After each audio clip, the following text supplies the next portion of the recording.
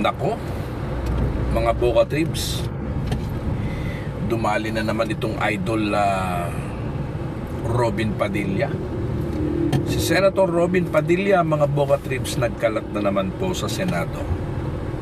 Siguro akala ni Senator Robin Padilla ay magiging maganda ang kanyang presentation.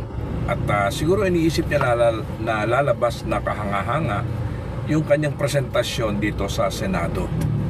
Alam niyo po kung ano yun, mga Boca Tribes. Kasi po, ito pong si Senator Padilla ay di umano ay sumusulat po siya ng kanyang bill. At yung pong bill na kanyang ginagawa ay may kinalaman po sa Troll Farm. Troll Farm Act po yung kanyang sinusulat na bill o yung pong kanyang bill na isusulong. At dahil po diyan, tinanong po niya si Senator Loren Legarda ng katanungan po na may kinalaman sa kung naniniwala po ba na meron pong troll farm. Partikular po ay ang ating pamahalaan sapagkat ang kanya pong pagtatanong ay nakatukoy po ay Pangulong Bongbong Marcos at doon po sa troll farm na kanyang tinatawag. At naging maganda naman po kasagutan nitong si Senator Loren Legarda at sinabi po niya na wala po siya sa tamang kalalagayan para sumagot po sa mga bagay na yon. Gayunpaman, para lamang po mapatunayan nito pong si Senator Robin Padilla ng kanya pong kiniklaim ay may katotohanan, eto na po, naglabas po siya ng video. Po namin lahat yung mga script na pino-forward sa amin sinunod naman po namin. Puro nga kayo palpak Lumabas na voice recording. Tila nasaway si Senator Robin Padilla sa inilabas nitong di umano'y voice recording ni Palace Press Officer Claire Castro na may kausap na vloggers. Doon sinasabi raw ni Castro na tila palpak ang mga vlogger na nakuha ng kausap niya. Hiniling ni Padilla na makapagbigay linaw dito ang Presidential Communications Office, lalo na't sinabi nilang wala raw silang troll army. Pero iminungkahi ni Senator. At doon po sa video ay makikinig na tila po, meron pong pagkakasunduan na naganap dito po sa mga vlogger at doon po sa nagbabayad sa mga vlogger. At doon po'y narinig po ang mga pangalan ng mga vlogger na di umano ay mga bayaran ayon po kay Senator Robin Padilla. At yung po mga vlogger na yon ang naging problema po doon po sa mga vlogger na yon, siguro po si Senator Robin Padilla ay caught unaware na yun po mga vlogger na tinutukoy po doon sa video na kanya pong inilabas ay mga nakapanig po sa kanila, mga DDS vlogger po yon. At maging yung pong di umano ay kinakausap po doon, yun pong nakikipag-usap dito po sa tagapamagitan o doon po sa negotiator,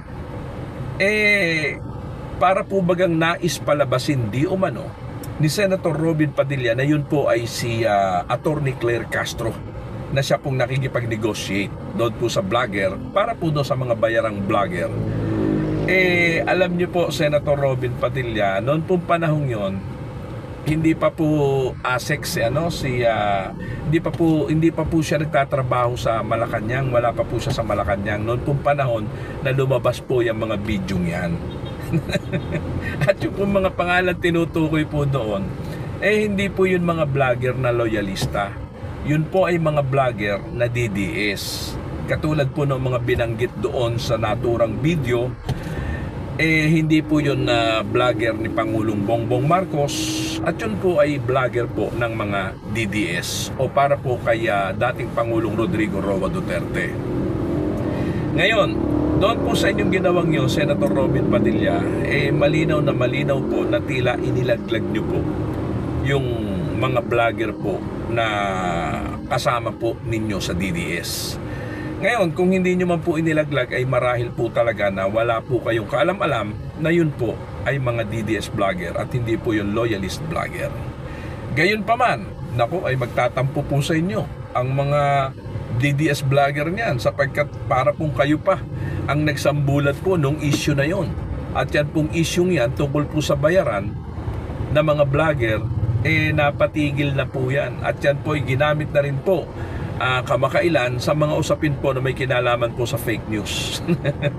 Kaya nako, Senator Robin Padilla, pagtatampuhan po kayo ng mga DDS vlogger. Gayon pa man po, Senator Robin Padilla, sana po'y maging maayos at patagumpay yan pong inyong isinusulong na bill.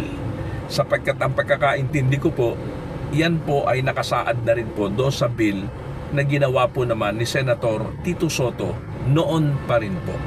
Kanya kung ako po sa inyo, Senator Robin Padilla, mas makabubuti po, reviewin nyo na lamang po yun pong bill na ipinasa po ni Senator Robin Padilla, ni Senator Tito Soto, para po mas maintindihan po ninyo yun pong tungkol po roon. Ayan, at yun po namang inyong video na ipinakita, mga video yan, ipa-authenticate nyo po sa NBI para po mas maging malinaw kung yan po ay totoo, credible o hindi. Maraming salamat po.